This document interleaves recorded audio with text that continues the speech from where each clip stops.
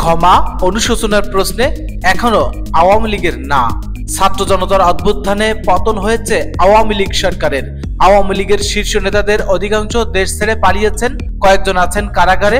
ছাত্র জনতার ওই আন্দোলন দমাতে হত্যাযজ্ঞ চালিয়েছে শেখ হাসিনা সরকার ও আওয়ামী লীগ নেতারা। সরকার পতনের 9 মাস পার হলেও এর দায়ে ক্ষমা প্রার্থনা বা অনুশোচনা করেনি আওয়ামী লীগ।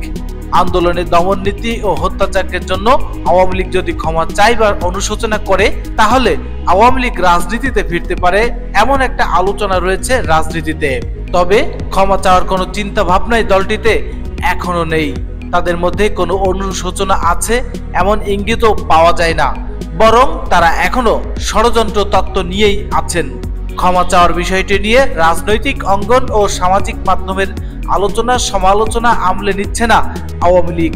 আওয়ামী লীগের কেন্দ্রীয় নেতা ও সাবেক তথ্য প্রতিমন্ত্রী মোহাম্মদ আলী আরাফাত এখন বিদেশে অবস্থান করছেন। তিনি বলেন, আমরা সরকারের পতনের আগে এবং অন্তর্বর্তী সরকারের সময়ের সব হত্যাকাণ্ডের সুষ্ঠু তদন্ত ও বিচার চাই, কিন্তু অনুশোচনার প্রশ্নে রাজনৈতিক দল হিসেবে আওয়ামী লীগ জনগণের কাছে জবাবদিহি করবে।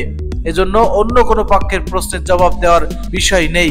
বিদেশে অবস্থান করা দলটির আরেকজন নেতা জানান, পরিস্থিতি সামলাতে তাদের কিছু ভুল ছিল, দলগতভাবে অবশ্য তারা এখনো কিছু বলেনি। তিনি উল্লেখ করেন, তাদের দলের পক্ষ থেকে আনুষ্ঠানিকভাবে কোনো বক্তব্য দেওয়ার সুযোগ এখনো হয়নি। তারা এখন পরিকল্পনার মাধ্যমে এগোতে চাইছেন এবং অল্প সময়ের মধ্যে আনুষ্ঠানিক বক্তব্য তুলে ধরার বিষয় নিয়েও তারা আলোচনা করছেন।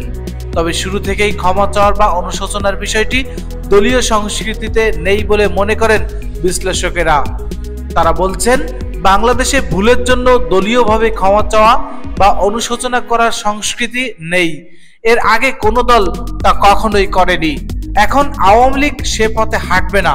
দলটি তাদের ন্যারেটিভ এবং অবস্থান নিয়েই রাজনীতিতে ফেরার চেষ্টা অব্যাহত রাখবে। প্রিয় দর্শক, ভালো থাকবেন। ধন্যবাদ।